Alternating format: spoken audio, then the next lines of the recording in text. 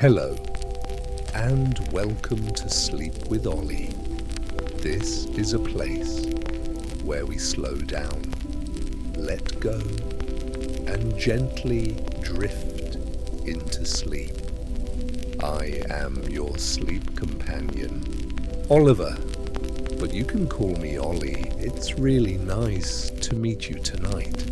If your mind feels full, if your thoughts won't quiet down, you are in the right place. Here, there is no pressure, no noise, only calm stories and a voice that guides you towards sleep. So relax, close your eyes, and let Sleep with Ollie carry you away. Now, we are about to begin a dreamlike narration. Perhaps a story you've heard before. Alice in Wonderland Part IV, Chapter 10. The Lobster Quadrille. The Mock Turtle let out a deep sigh, wiped his face, looked at Alice. He tried to say something, but the sobs caught in his throat. "Sounds like something's stuck in his throat," said the Griffin, and he started shaking him, patting his back. At last, the turtle recovered. Tears still streaming from his eyes, he spoke. "You haven't lived much under the sea, have you?" "No," said Alice. "And you've never met a lobster?" "I tasted one once." Alice stopped herself quickly. "No, never."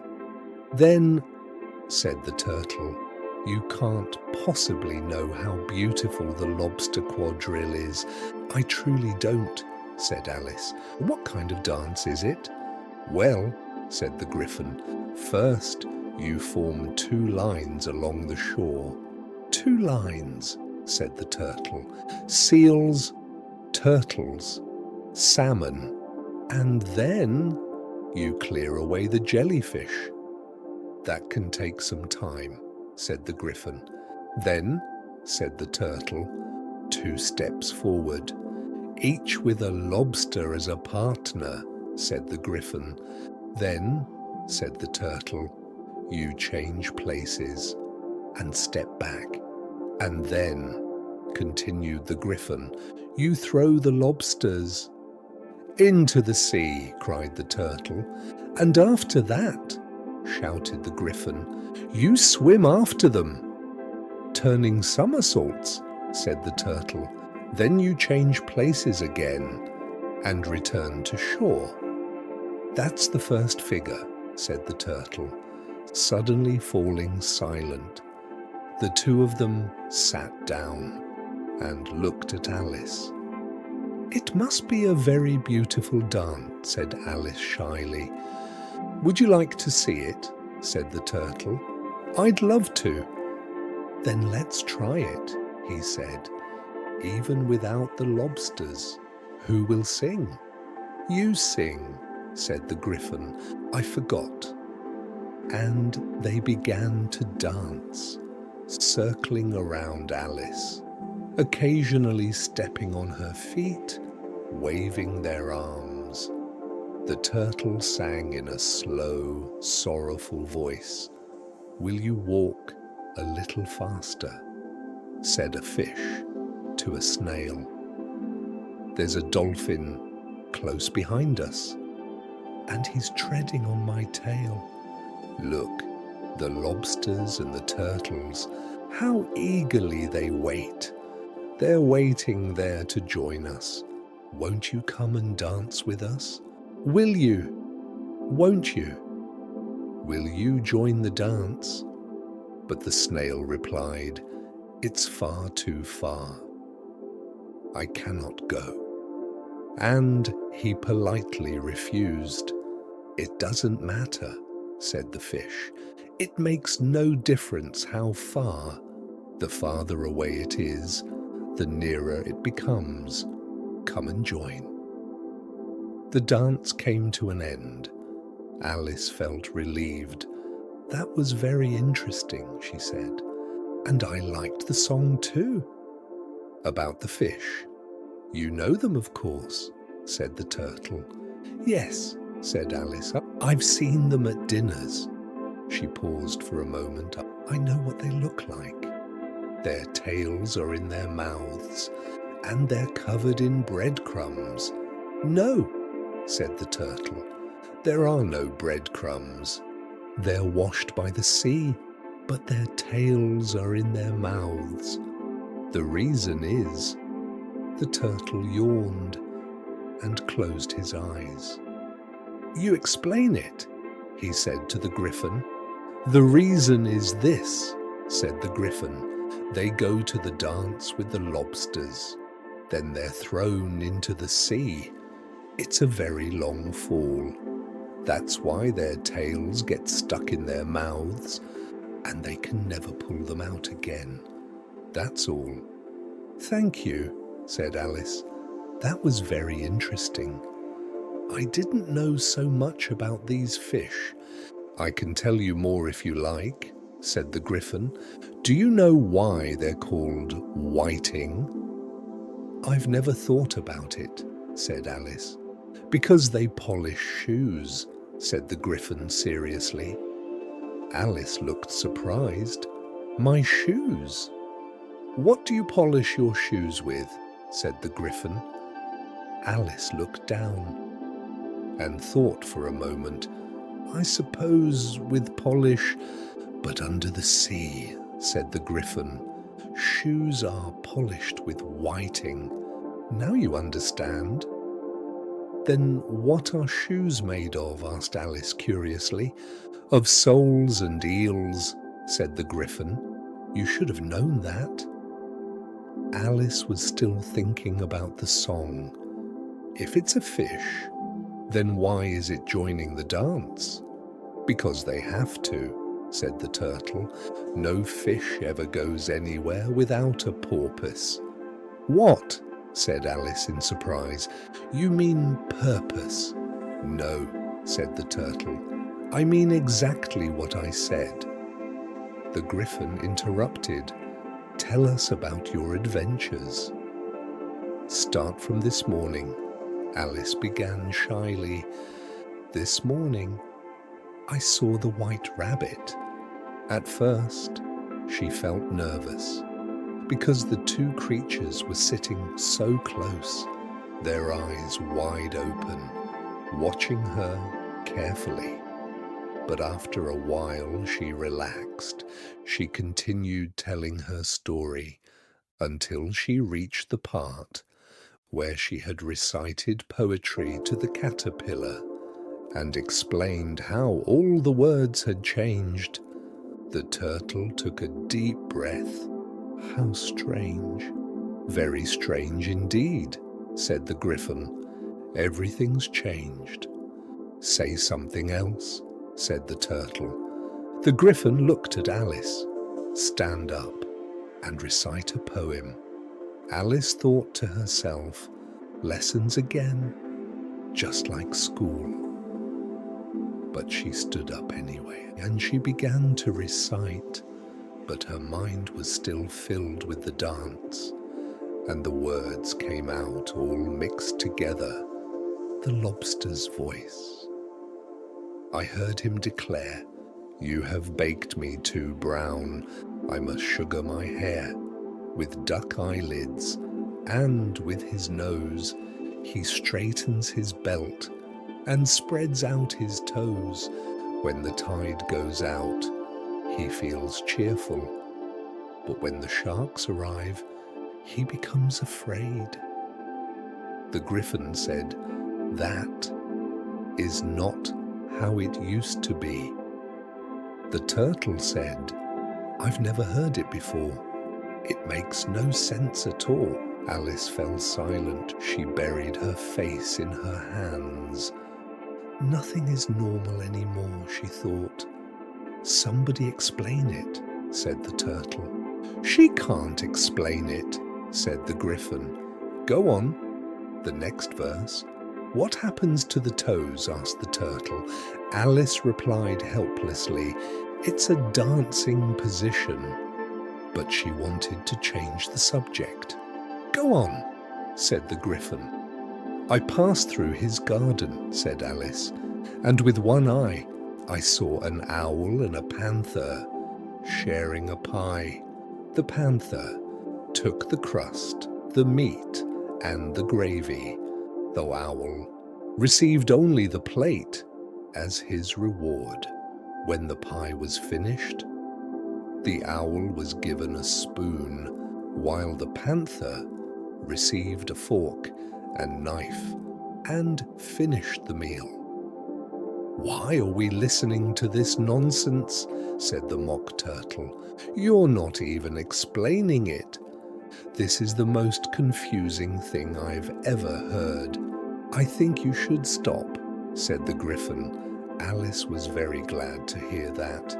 "Shall we try another dance?" said the Griffin. "Or would you rather hear a song?"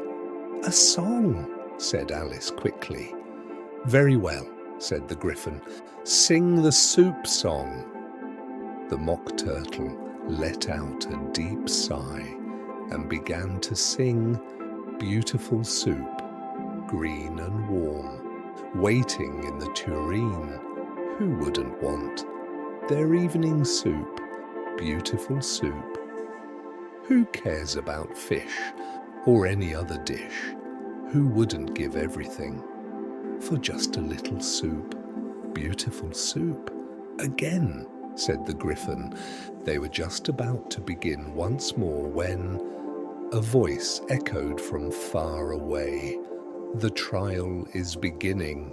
"Come on!" shouted the Griffin. He grabbed Alice by the hand and started running. "What trial?" asked Alice breathlessly. But the Griffin only cried, "Come on!" Far in the distance, the voice drifted through the wind. "Beautiful soup, evening soup." Chapter 11. Who stole the tarts? The King of Hearts and the Queen were seated on their thrones. Around them was a great crowd, birds, animals, playing cards. They were all there. The Knave of Hearts stood in chains, guarded by 2 soldiers. The White Rabbit, with a trumpet in one hand and a scroll in the other, waited nervously. In the center, there was a large table. On it were delicious tarts. Alice grew hungry. "I wish this would end quickly," she thought, "and they'd start serving the food." But she had no choice except to wait. She began looking around carefully. She had never seen a courtroom before, but she knew about them from books. "That must be the judge," she said to herself. The judge was the king, but he wore his crown over his wig and looked very uncomfortable. "And those must be the jury," she thought. There were 12 of them, some animals, some birds.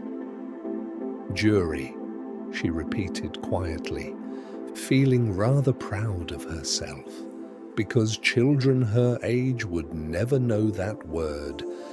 The jurors were busily scribbling notes. "What are they writing?" whispered Alice. "Their names," said the Griffin, "so they won't forget them."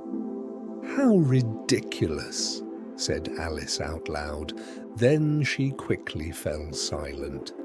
The White Rabbit shouted, "Silence in the court!" The king put on his glasses and looked around. Alice could see what the jury was writing. One of them couldn't spell the word stupid and was asking the others how to write it. "This is terrible," thought Alice. One juror's pencil squeaked loudly. Alice couldn't stand it. She quietly walked around, slipped behind him, and took away the pencil. She did it so quickly that the little juror, the lizard Bill, had no idea what had happened. He searched everywhere, but couldn't find it. At last, he was forced to write with his finger instead, but it left no mark at all. "Clerk," said the king, "read the accusation." The white rabbit blew the trumpet 3 times, opened the scroll, and began to read. The Queen of Hearts, on a summer day, made some tarts. The Knave of Hearts stole them and carried them away. "Give your verdict," said the king. "Not yet," cried the rabbit nervously. "There's much more to come." "Call the first witness," said the king. The trumpet sounded. First witness. The first witness was the Hatter. He carried a teacup in one hand and bread and butter in the other. "Forgive me, Your Majesty," he said. "I hadn't finished my tea." "You should have finished it," said the king. "When did you begin?" The Hatter thought carefully and looked at the March hare. Beside him, the Dormouse slept soundly. "March 14th, said the Hatter. 15th, said the hare. 16th, mumbled the Dormouse sleepily. "Write them all down," said the king, and the jury wrote every one of them down, added them up, and turned them into money. "Take off your hat," said the king. "It isn't mine," said the Hatter. "Stolen," cried the king. The jury immediately wrote that down. "I sell hats," said the Hatter. "I'm a hatter." The queen put on her glasses and stared at him. The Hatter trembled. His face turned pale. "Speak," said the king, "and if you're nervous, off comes your head." That did not help at all.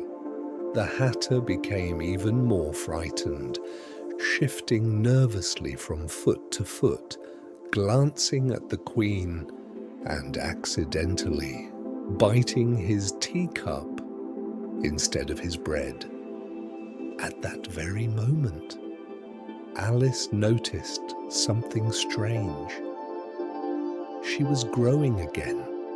At first, she thought about standing up, but then decided against it.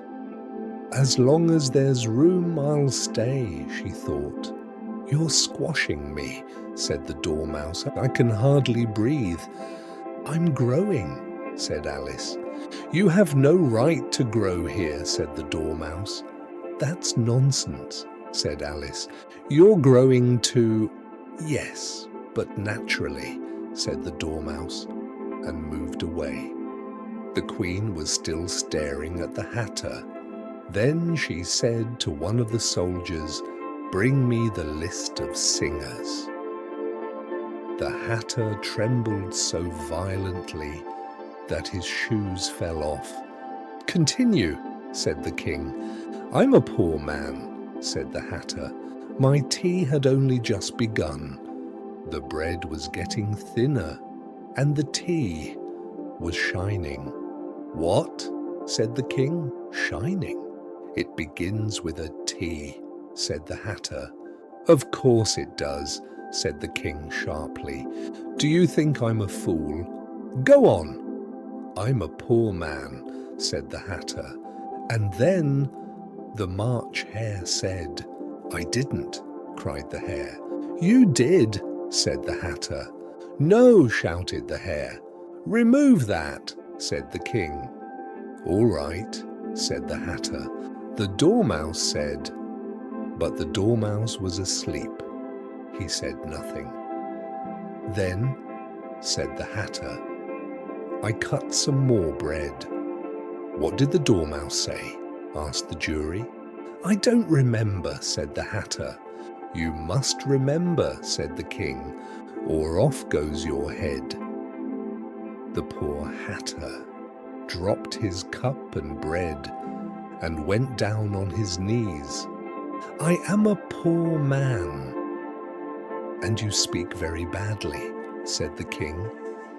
At that very moment, a guinea pig screamed and was immediately silenced. The method was this. It was put into a large bag, tied up, and sat upon. Alice thought, "So that's what I read about in the newspapers. Now I understand." "That's enough," said the King. "You may go." "I can't go any lower," said the Hatter. "I'm already on the floor." "Then sit down," said the King. Another guinea pig screamed and was also silenced. "That's good," thought Alice. "Now we'll get on." "I want to finish my tea," said the Hatter. He looked at the Queen in terror. "You may go," said the King. The Hatter ran off at once, without even putting on his shoes. "Take his hat," said the Queen. But it was too late. "Next witness," said the King.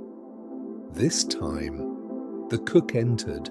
In her hand was a pepper box. Alice recognized her at once. Everyone in court began sneezing. "Speak," said the King. "I won't," said the cook. The King looked at the rabbit. "Your Majesty, you must cross-examine her." "Very well," said the King. "What are tarts made of?" "Pepper," said the cook. "Treacle," shouted a voice from the back. The Dormouse was it. "Off with his head!" screamed the Queen. "Turn him out!" The court erupted into chaos, everyone shouting at once, and the Dormouse was thrown out. When order returned, the cook had disappeared as well. "Never mind," said the King with relief. "Next witness." Then he whispered to the Queen, "You handle this one. I'm tired." Alice waited curiously. "Who's next?" she thought. The White Rabbit opened the list and read aloud. "Alice." Chapter 12. Alice's Evidence. "Here," said Alice, but she stood up so suddenly that her skirt knocked into the jury box. They all tumbled over, rolling down in a heap. Alice panicked. "I'm sorry." She quickly began picking them up, thinking of goldfish in a bowl. "If I don't put them back, they'll die," she thought. In a stern voice, the King said, "Unless the jury is back in place, the trial cannot continue." Alice looked and saw the lizard upside down, his tail waving in the air. She turned him the right way up. "It doesn't make much difference," she thought. "He doesn't seem very useful anyway."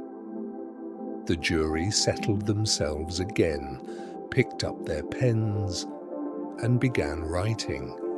Only the lizard remained staring at the ceiling. "What do you know about this case?" said the King. "Nothing," said Alice. "Nothing at all," said the King. "Nothing at all," said Alice. "That is very important," said the King. The jury began writing it down, but the White Rabbit interrupted. "You meant unimportant." The King corrected himself at once. "Yes, unimportant." He muttered to himself, "Important, unimportant. Which is better?" Some of the jurors, some wrote important, others wrote unimportant. Alice saw it all. It's the same thing, she thought. Just then, the king opened his book, Rule 42. Anyone longer than a mile must leave the court. Everyone looked at Alice. I'm not that long, said Alice. You are, said the king. Nearly 2 miles, added the queen. I won't go, said Alice. That rule is made up. The oldest rule, said the king. Then it should come first, said Alice. The king fell silent and shut the book. Give your verdict, he said, trembling. But the rabbit jumped up. There's more evidence. We've just received a new paper. What's in it? Asked the queen. I haven't opened it, said the rabbit. I think it's the prisoner's letter. Who is it addressed to? Someone asked. To nobody, said the rabbit. There's nothing written on it. He opened the paper. It's not a letter. It's a poem. In handwriting? Asked the jury. No, said the rabbit. Even stranger than that. It must be a forgery, said the king. The jury agreed at once. I didn't write it, said the knave. You can't prove it. There's no signature. No signature makes it worse, said the king. It proves guilt. Everyone applauded. The queen shouted, Guilty! That proves nothing at all, said Alice. You don't even know what it's about. Read it, said the king. The rabbit put on his glasses and began to read. They told me you had seen him and spoken of me, saying I was a good fellow, but I cannot swim. And if things go wrong, what then? I don't know. The poem continued, but it made no sense. The king rubbed his hands together. The most important piece of evidence. Alice could no longer bear it. If anyone can explain it, I'll give 6pence. It means nothing at all. The jury wrote down, she says it means nothing. But no one could explain it. If it means nothing, said the king, then that's very good. We won't have to trouble ourselves. But he paused, looking at the paper. Still, there does seem to be a little meaning. It says I cannot swim. He turned to the knave. You can't swim, can you? The knave shook his head. Do I look like I can? And indeed, he was entirely made of cardboard. Good, said the king. Go on. We know it to be true. This jury, I gave 1, they gave 2. It must be the tarts. Alice interrupted, but they're already there. The king was delighted. Yes, very clear. He had a fit. He looked at the queen. You never have fits, do you? Of course not, shouted the queen, and she hurled the inkstand. It landed on Bill the lizard. Bill, with ink running down his face, went on writing. Doesn't fit, said the king, and laughed. A pun. No one laughed. Then everyone laughed. Give your verdict, said the king, but the queen shouted, sentence first, verdict afterwards. Nonsense, said Alice. Such a thing never happens. Off with her tongue, cried the queen. No, said Alice. Off with her head, screamed the queen. But no one moved. Alice stood up. She had grown to her full size. Who's afraid of you, she said. You're nothing but a pack of cards. At that moment, the whole pack rose into the air and flew down upon her. Alice gave a little scream, tried to brush them away, and then suddenly she opened her eyes. Her head was resting in her sister's lap. Her sister gently brushed away some leaves from her face. "Wake up, Alice," said her sister. "You've been asleep so long." "I had such a strange dream," said Alice, and she told her everything. The white rabbit, the queen, the dances, and the trial, all of it, as best as she could remember. When Alice finished her story, her sister kissed her. "What a curious dream it was," she said. "But now go and have your tea. It's getting late." Alice got up and ran off. As she ran, she thought, what a wonderful dream it was. But her sister stayed where she was, resting her head on her hand, watching the sunset and thinking of Alice and her strange adventures. Then she too began to dream.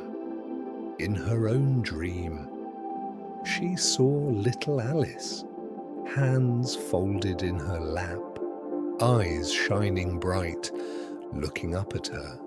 She heard her voice, saw the slight nod of her head, the way she brushed her hair back from her eyes, and at that moment, everything around her seemed to come alive. The long grass rustled, the white rabbit hurried past, a mouse splashed into the water, and the March hare and his friends, the endless sound of tea, the queen's sharp voice, echoing once again, "Off with her head!" The baby sneezed, plates shattered, the griffin's voice, the squeaking of the lizard's pencil, and the silenced guinea pigs, all mixed together. The mock turtle's sad song echoed through the air. Her sister, eyes closed, as if she were in Wonderland, but she knew if she opened her eyes, everything would disappear. The grass would only sway in the wind, the water would only ripple, the tea sounds would turn into church bells, the queen's voice into a shepherd's call. Strange noises would become the hum of a farm, and distant cowbells would change everything. Then she thought Alice would grow up, but her heart would remain the same, a child's heart, pure, full of love. And one day she would tell her own children these stories, making their eyes shine, perhaps even the Wonderland dream, and she would understand their small sorrows and find joy in their small happiness. She would remember her own childhood and those beautiful summer days. Don't forget to follow the channel for new stories. Ollie wishes you a peaceful night and sweet dreams.